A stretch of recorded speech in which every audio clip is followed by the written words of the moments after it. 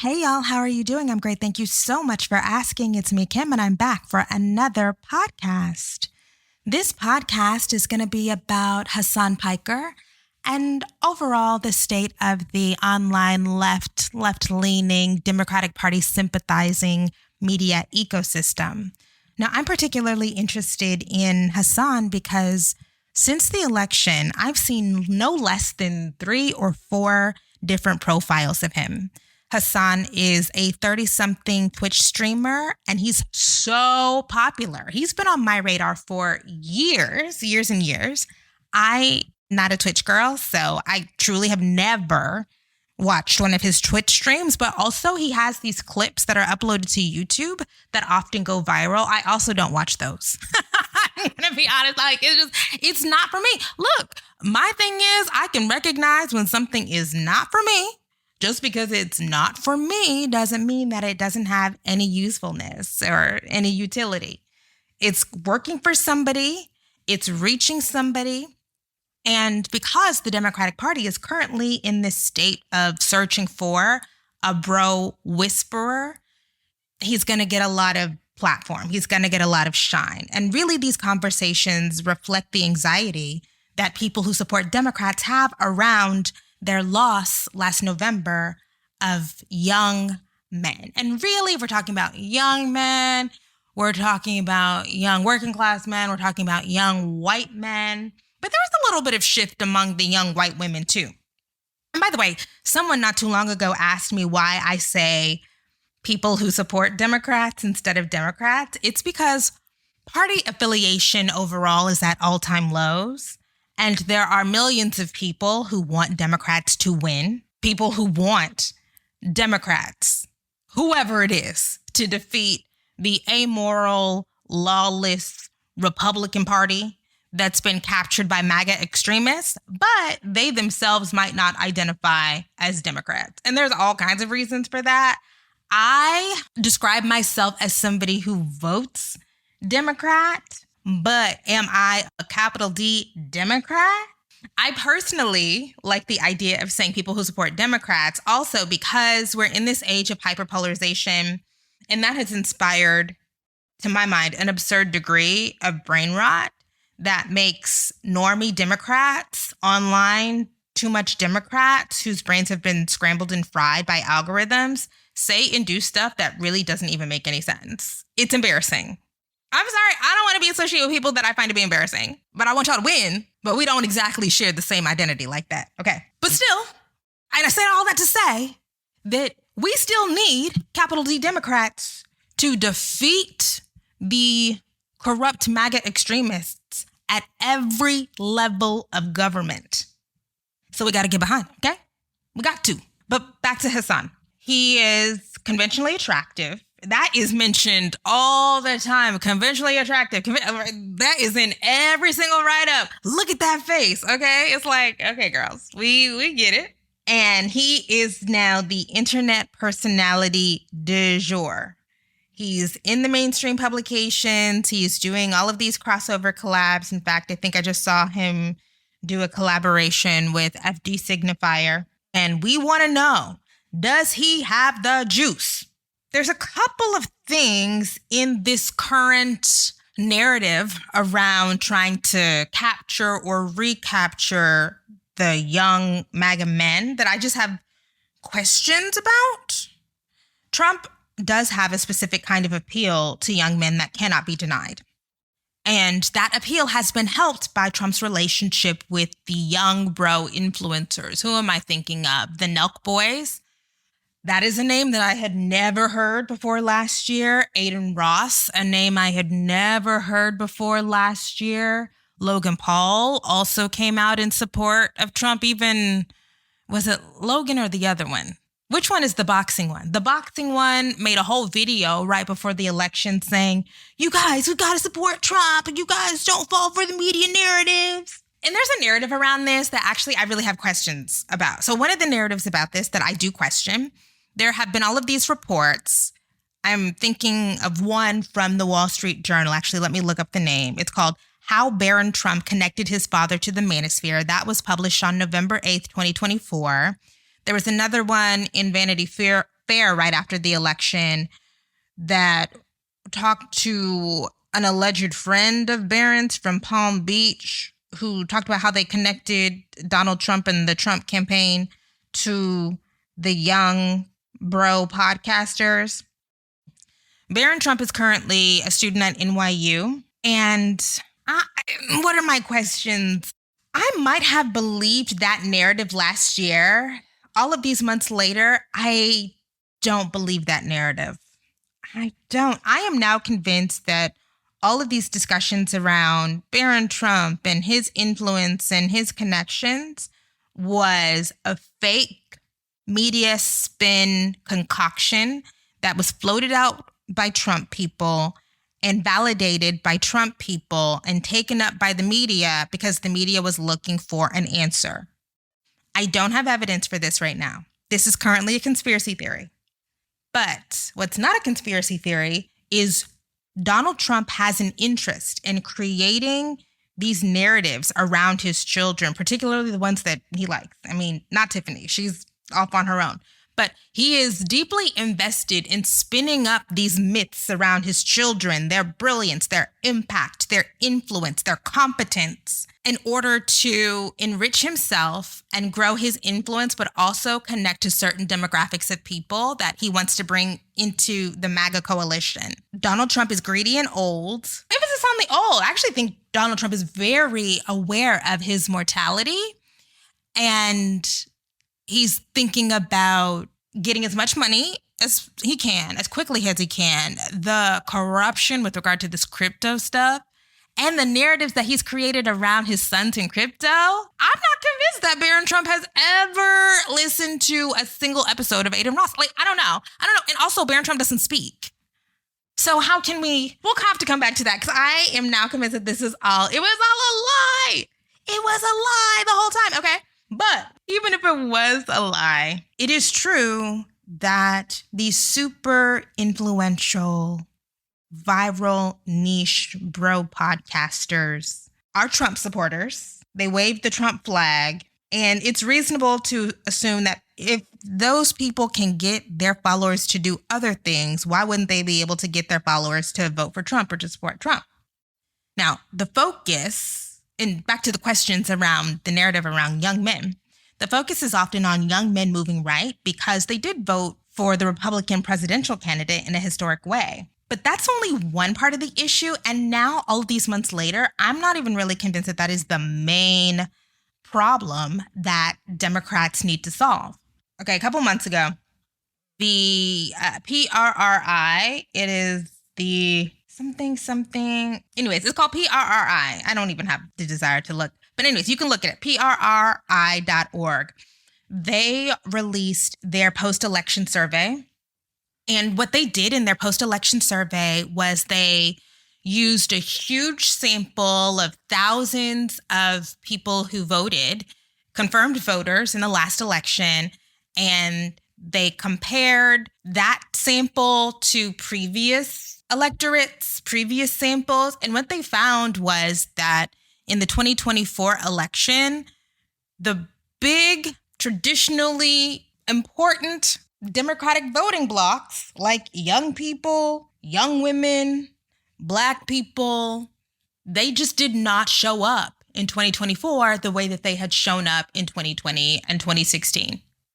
So if you get any kind of significant drop in young voter turnout, women turnout, Black people turnout, Democrats are in trouble. If those groups make up a smaller share of the electorate, Democrats are in trouble, capital T, because those are still reliably Democratic voting blocs. So what you get in the last election is hardcore, traditionally Democratic constituencies just not showing up. And then you get the hardcore Trump people showing up, making up a larger share of the electorate. So the problem that Democrats and people who want Democrats to win have to solve is, how do you make sure that in 26 and 28 that those people are motivated to show up? Because if they show up, generally we know who those people are voting for. But they're not just going to do it out of a feeling of obligation the way that previous generations of young people or women or Black people have. Now, we can talk about why that narrative has been ignored. We can, because there's a reason for that. There's a reason, because we always want to center the conversations around young white men. That's why. But anyways, back to Hasan. Was it a candidate issue that made people not want to come out? You know how I already feel about that. Yes, there was a candidate issue, okay? Was there a party reputation issue? Yeah. Was there a Gaza issue? Yeah. But back to Hasan, okay? People who support Democrats, people who want Democrats to win are talking about Hasan no matter what the narrative is, because even if all of that stuff gets figured out, I mean, the Gaza stuff is, girl, let's not talk about that. I mean, unfortunately, that's a tragedy. Can the reputation of the Democratic Party be improved? Yes. Can you get a better candidate? Yes. There's still the work that needs to be done of cultivating the relationship between the party and the voters in between election cycles. It's of raising consciousness, as the feminists would say, between election cycles. You got to nurture it. You got to water it and tend to it like a garden. And while we're asking ourselves, who is the person to be the gardener? Who's going to plow the fields? Who is going to fertilize the soil? Specifically among young men, we're looking around and like, oh, it's not looking great. It's not looking great. Maybe it's Hasan. He presents as traditionally masculine, since we're all talking about masculinity now. Not too long ago, there was and by not too long ago, let me actually find the exact dates. This was published on April 27, 2025. It was in the New York Times, written by Jack Crosby, called A Progressive Mind in a Body Made for the Manosphere. Another Hasan, which is just funny. Because it's like, it's an objectification of him. But honestly, that's what this gender shit is. I mean, we can talk about how gender conversations necessitate a kind of objectification, but actually, we don't have time to talk about that right now. Okay, so this is a quote with regard to Hasan's body that stood out to me. Mr. Piker's success on camera in some part has been aided by the fact that he is, by conventional standards, a very handsome man. He is 6 feet 4 inches tall and built like a professional athlete with a square jaw, a beard, and a head of thick dark hair. Quote, "It's the one aspect that many of my haters can't shake," Mr. Piker said of his appearance in a Twitch broadcast last year. They can't turn around and be like, "You're not hot." I mean, fair point, Hasan. Fair point. That's true. But with regard to that point, my honest question is, what is the demographic breakdown of Hasan's viewership? While we are investing all this time and resources into trying to figure out whether or not he is the one, if he can be our designated bro whisperer, I have some real questions about, is he really speaking to men? I think a lot of this, well, men objectify men too, so I can't say that men don't care. They do care. Of course they care. That's what all of that day in the life content is and productive day content is. That's men objectifying men. Okay, let me get that out of my mind. Men do respond positively to somebody that they think embodies a masculine image. But does the masculine image, the gym bro image, paired with the left-leaning talking points, does that invite young men in? It could. I'm not saying it couldn't. It really could. I just don't know. Based on what we know about the political leanings of the different genders, I suspect it's a lot of women in there. I suspect it's a lot of women in those streams. I think it could be 50-50, which is still good. But if you think about the Aiden Rosses, Theo Von comes up a lot in these conversations, the Paul brothers, they don't have 50-50 gender breakdowns. They're doing 70-30, 80-20. But anyways, I'm open to being wrong. That's actually a research question. I don't want to speculate too much. Okay. But still, no matter what the exact demographics are, you can never have too many cute, clear communicators on your team. So that brings us to the deeper discussion that I wanted to have about an article called Battle of the Bros, published in the New Yorker in March. It's written by Andrew Marantz. Marantz, by the way, wrote, and I'm so sad I didn't come to this book earlier. It's a book called Antisocial. It's about what the manosphere, but really it's about right-wing politics and how they use influence online. I wish I had read it years ago. It was published in 2019. It's good so far. It is. It's good. Anyway, so it makes sense that he would be tapped to write this. Andrew calls the ecosystem that Hasan Piker is operating in parasocial media, which, is that the first time I've ever heard the term parasocial media? Anyways, that's the first, I'm going to say he came up with it. And it's the kind of media that relies on viewers feeling a deep and intimate connection to the person that they're watching. I've talked about parasociality so much here. And the effectiveness of parasocial media is the cultivation of a media figure that you either admire, respect, or want to be friends with. And I'll admit, based on the little clips I've seen, Hasan seems cool. Oh, you know what? I have not seen any of the actual clips from his channel, but I have seen him in other spaces like on Pod Save America, and he seems cool. He seems knowledgeable, not terrifyingly smart, but knowledgeable. Like he can run through the policy, more than the policy basics, he can run through really important policy positions and the differences between the Democrats that he supports and the Democrats he doesn't, and the Democrats and the Republicans. I think that's really important to be able to articulate that. But there is no pretense to it. And I actually think the key is the accessibility, the lack of pretense.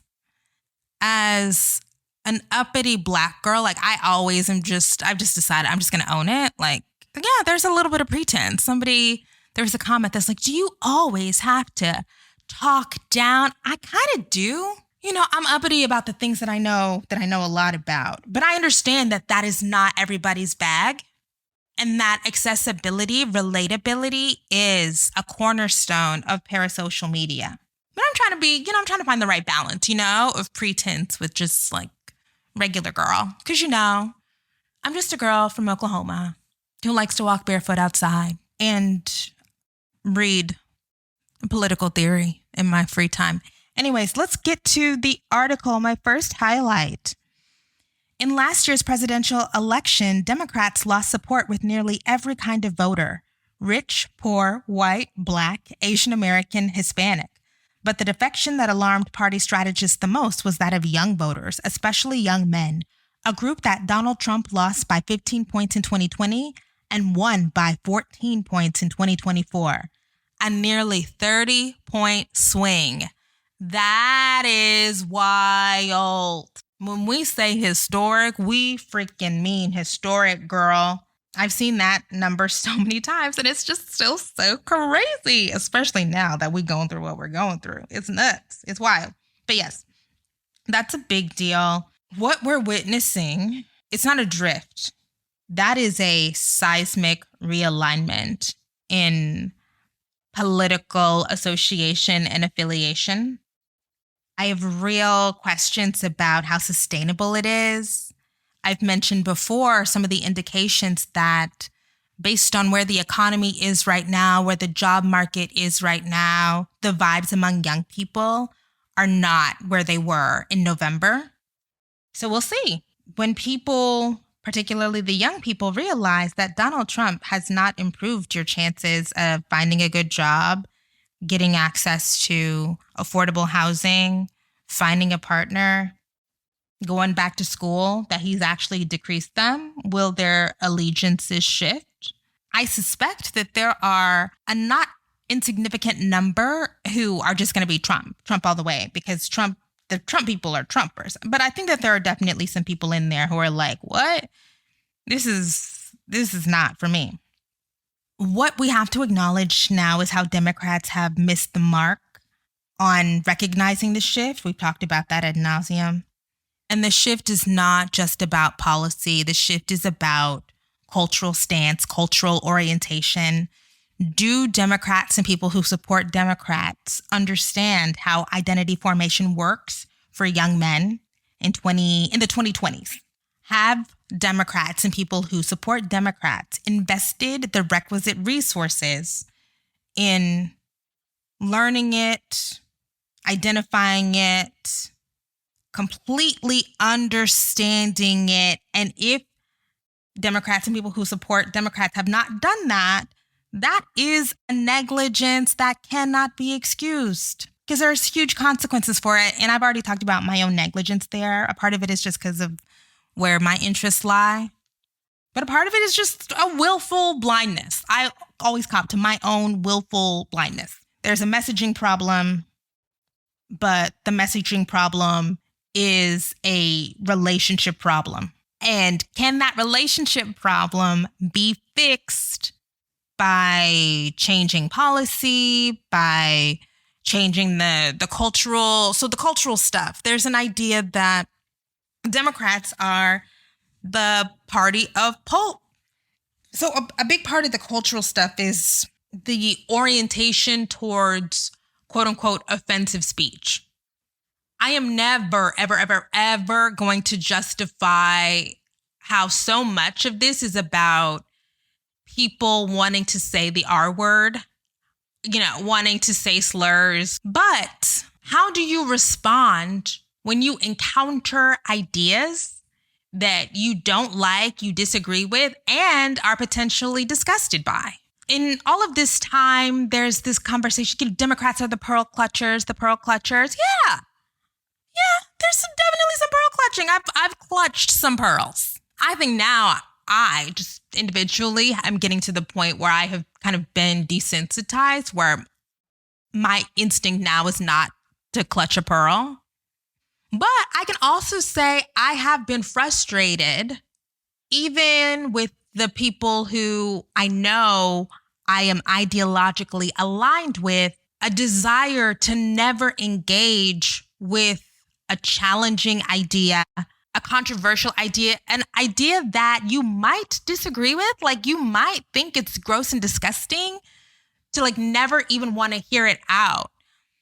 I say all the time that a part of my media diet is regularly engaging with ideas that I deeply disagree with and people I am truly, genuinely disgusted by. Because I actually do want to know what's going on. What are the roots of these ideas? What are the arguments that you are using to justify these ideas and these positions? I think it is useful. And yes, does it get me activated? Does it get me elevated? For sure, but it's clarifying. I think there's a training, a psychological, a neurochemical or whatever. I'm just making things up now. Training so that I can encounter these things and not immediately go into fight or flight. Because fight or flight is not cool. We have to be honest, the fight or flight, it's not cool. And it's not always productive. A part of nurturing the relationship is, can you just be exposed to it?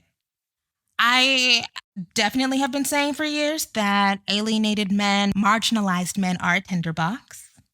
We see that.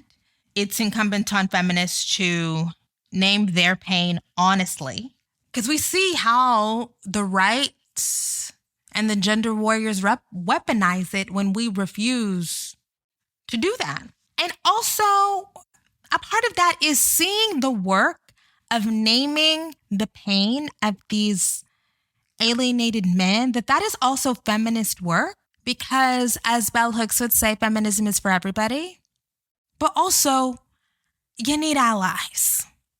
Sisters, we're doing it for ourselves, but we can't do everything for ourselves. I mean, that's just the realities, particularly when we're talking about electoral politics.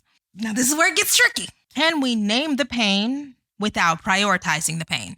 My real criticism is not that we should never spend any time talking about how young men are suffering a real identity crisis, how they are suffering in an incredibly unequal economy. But the problem is, because of the nature of patriarchy, how widespread it is, how for so many of us it is our default, once you start talking about it, then it gets centered. And then it gets prioritized. And now we have just reinstantiated a hierarchy that we were trying to get away from. Can you name the pain without kowtowing to the pain? We'll see. I don't know, y'all, but we will see. Okay, my next highlight here. Although Piker hates Trump, he's hardly a loyal Democrat. At bottom, he's an old school hard leftist, not a liberal. On his bedside table, he has some protein Pop-Tart knockoffs and a copy of the Communist Manifesto. Many of his opinions, for example, that the American empire has been a destructive force on the whole, would surely be off-putting to the median voter. Yeah, and I think that that's what makes him appealing. Parties need different factions. Even within parties, there has to be a polarity, a push and a pull. And I do think that the unapologetic leftist position that Piker cultivates, or at least the persona that he cultivates, one that doesn't try to dilute itself or constantly appease the moderate sensibility, that young people like that. The young people who definitely would not want to call themselves Democrats, but who want Democrats to win, I think that they like that. It reflects the mission that David Hogg is on right now, to use Democratic Party money to potentially primary Democrats that they feel don't represent the younger, more progressive part of the Democratic Party. There is an entrepreneurialism to it, an independence to it, an ideological clarity and fortitude that I think people admire, especially young people. I expect the Schumers to appeal to this idea of being reasonable. But that can seem inauthentic. And more than inauthentic, it can seem conservative. We don't have to redo the Kamala Harris thing, but yes, she was walking a really tough tightrope because she was really trying to appear reasonable. And so when I have seen Hasan in these conversations, there is something compelling about somebody who is willing to stake out a position, say it with his chest, instead of constantly trying to triangulate every single little statement, trying not to be offensive. It is the performance, at least, of authenticity, the performance, at least, of political conviction, because I don't know this man, I don't know. That is a really critical part, I think, of what is going to be needed to get people invested and activated. We don't need to be consultant speaked to death, focus grouped to death.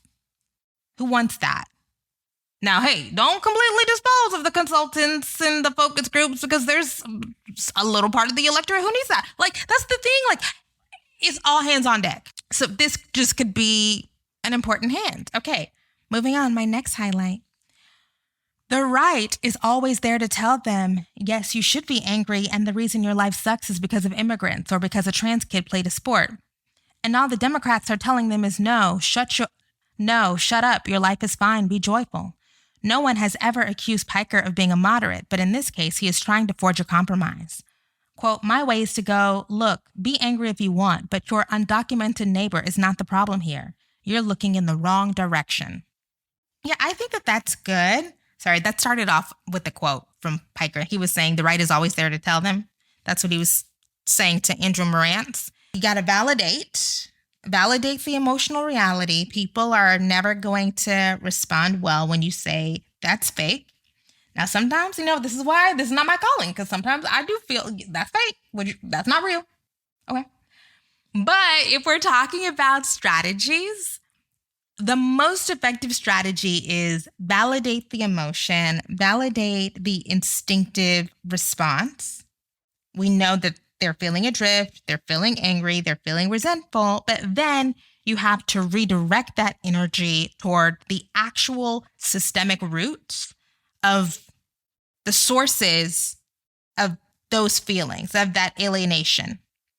So go to the causes, the root causes, as it were, rather than validating or affirming the instinctive desire to find an already marginalized scapegoat. So as a progressive, something I think about a lot is, can you engage honestly with their emotional realities? And emotional realities do not always comport with empirical realities.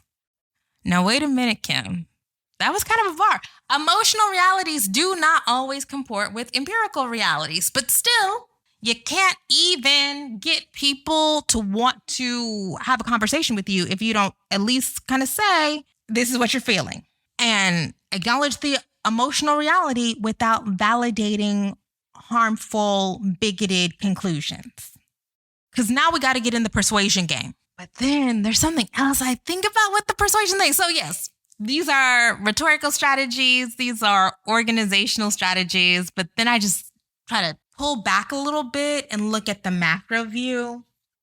Emotional realities do not always comport with empirical realities. And there are some empirical realities that are going to, if there's not a real ideological transformation in the minds of these MAGA sympathizers, MAGA supporter, Republican-like young people, I just don't know if it's going to work. We can get young men we can try to get young men to redirect their ire away from marginalized people as scapegoats. But one reality is some things are zero sum. So when we're talking about the case of somebody like Kilmar Abrego Garcia, if you're fighting on his behalf, the federal government being forced to recognize the right of habeas corpus, right, due process, that is a fight that really does improve everybody's life, because we could all possibly be subject to the denial of habeas corpus. That's a scary thing. That makes just living in the United States in the Trump era scary for every single person. But some stuff is zero sum, and that is where the fighting happens. If there is a finite amount of money spent by the federal government and Congress is making decisions about, do we spend here or spend there, somebody's going to win and somebody's going to lose. If we're talking about college admissions, things where there are a set number of slots, college admissions or an internship program or a job program, finite. Somebody's going to win, somebody's going to get in, somebody's going to get the job, and some people aren't. Other things, anything, a team, a band, an orchestra, a play. I mean, there are winners and losers. And does this work help people who are losers who feel like they shouldn't have lost? Does that help them better metabolize the loss? A part of this effort to redefine status, orient status away from things that used to have status, de-emphasize it, is because so many men and boys are doing so poorly within the old frameworks of status marker. I've been thinking about status a lot recently because so much of this is about status, and status is zero sum. So the real concern I have is that instead of teaching boys who are straight and or white how to lose gracefully, a lot of this larger, and I'm sorry, we've gotten away from the Hasan thing. This is a tangent. We've gotten away from him. But a lot of these conversations about how to reach out, how to better understand, how to affirm, we don't really want to deal with the fact that instead of telling these boys to pull up your pants and compete because you're getting your ass handed to them, the solution is change the rules. I'm sorry. I know I bring this up all the time, but maybe it's because I naturally have like a competitor thing. But I just always got the idea if you pull up your pants and you compete. It's like Scott Galloway has this idea, he hates the Ivies or whatever, allegedly. He has this idea of like, we have to compel them to increase their number of freshman spots. Like Harvard, instead of, when I was in undergrad, it was 1,600. I don't know how many it is now. But instead of 1,600 Harvard freshman undergrads, which actually really is very small when you think about it. It needs to be 16,000. Okay. One, of course, there's obvious things about, okay, where are those people going to live? Like, or is the government going to pay for the, I mean, there's a lot of management stuff about traffic and housing, and you have to, where's the administration to handle all of those new students going to come from? Where's the administration going to live? I mean, you're making all these, I mean, it's just a lot. Just, if you've attended the institution, you understand that, like, it's a lot of systems and processes that go into managing undergraduate life and student life, but whatever. My resistance to it is I'm not resistant to the idea of largely broadening access to opportunity. Of course, I'm not against that, even though there are logistical questions.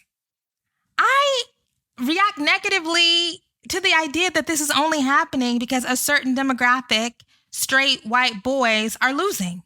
You only have these expansive, progressive ideas about broadening opportunity because the demographic that you belong to and feel most closely associated with, because Scott Galloway has boys, they're losing. I saw him say in one of the Pivot podcasts the other day, he was taking one of his sons on a college admissions tour. I think it was the University of Chicago he talked about. And they noted the admissions rate. And Scott, this is the story that Scott told. Who knows if this is what he actually said. But he said, I told my kid, let's just go. We got to get out of here. There's no way you're getting in. Well, I got to be honest with you, Scott. You are a rich white man who had the opportunity to afford your children every single privilege imaginable.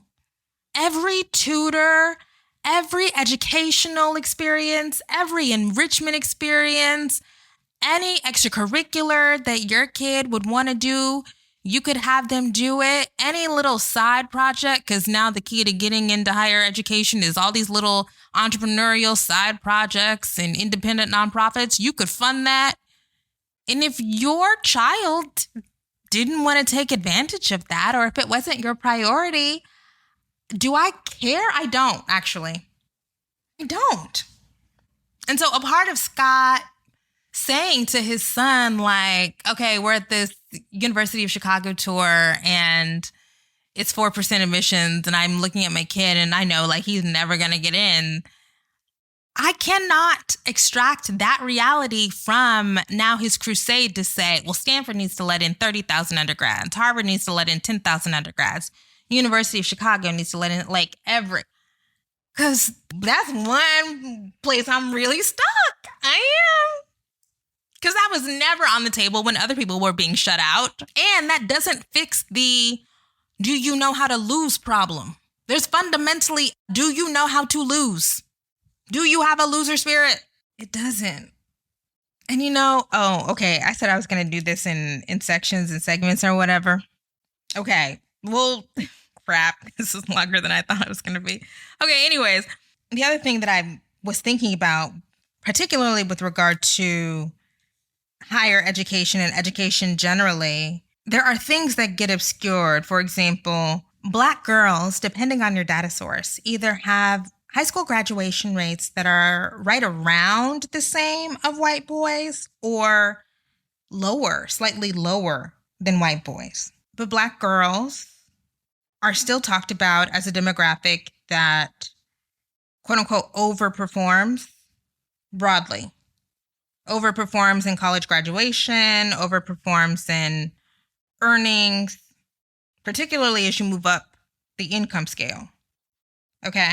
They're making it out of K through 12 at roughly the same rate or maybe slightly lower, but then outside of K through 12, quote unquote, overperforming. What facilitates that quote unquote overperformance?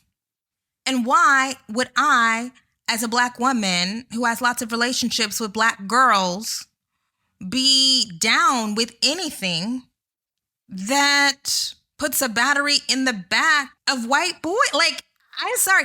The overall category of boy and girl does not do it. You got to break it down. And once you start to break down those categories and groups by race, by sexuality, by class, it gets a lot murkier. And these structural arguments fall apart. Richard Reeves' structural arguments fall apart. Anyways, I said we're going to do this in parts. That's part one. Whew. Thank you guys so much for listening. I will talk to y'all next time. Bye.